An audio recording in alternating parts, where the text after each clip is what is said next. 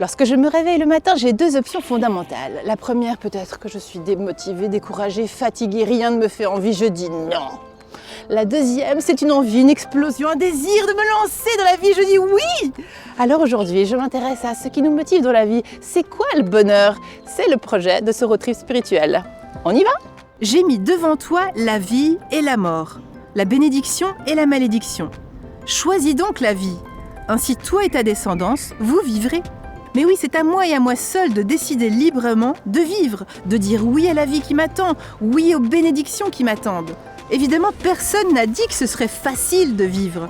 Mais si déjà je suis d'accord d'y aller malgré tout, juste parce que j'ai envie d'être en vie, j'ai le désir de vivre et surtout la confiance.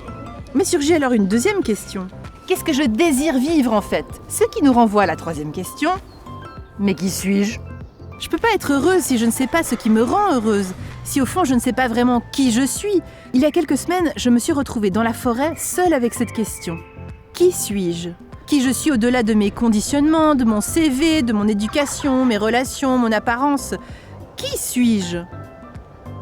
Je suis un enfant que Dieu a désiré voir se déployer sur cette planète Terre pour jouer, s'amuser, rire, courir, toucher, goûter, écouter, chanter, danser, contempler, inventer, créer, à l'image et à la ressemblance de Dieu.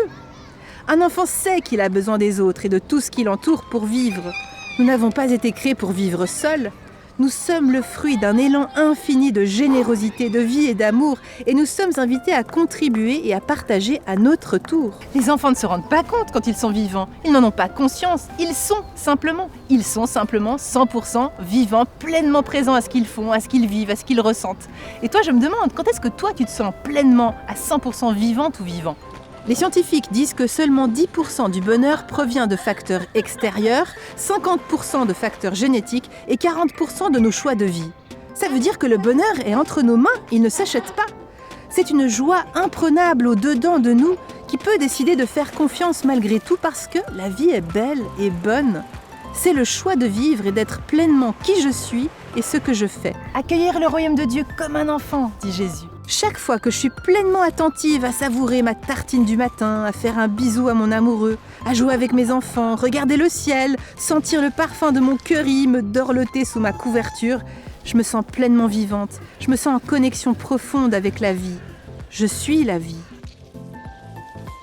Mon Rabbi Jésus enseigne une voie aux hommes et aux femmes qui veulent le suivre. C'est un chemin vers les béatitudes ou le sermon sur la montagne. Il dit « Le bonheur appartient aux personnes qui savent reconnaître leur manque, parce qu'elles savent alors reconnaître que la source de la vie, elle vient d'ailleurs. » Il dit que le bonheur appartient aux personnes qui savent continuer de marcher et d'avancer malgré les larmes et la tristesse, parce qu'elles feront l'expérience de la puissance de la consolation, de la compassion et de l'encouragement. Le bonheur appartient aux personnes qui sont habitées de douceur, parce qu'elles connaissent la valeur profonde du don, du partage et de l'écoute. Le bonheur appartient aux personnes qui ont faim et soif de justice, parce qu'elles vivent de fraternité et de sororité. Réjouissez-vous, soyez dans la joie, malgré tout ce qui pourrait vous arriver aussi de difficile, parce que toute personne qui pratique cette voie va aller vers une vie riche de sens, riche d'amour, riche de bonheur. Je me demande ce que toi tu en penses.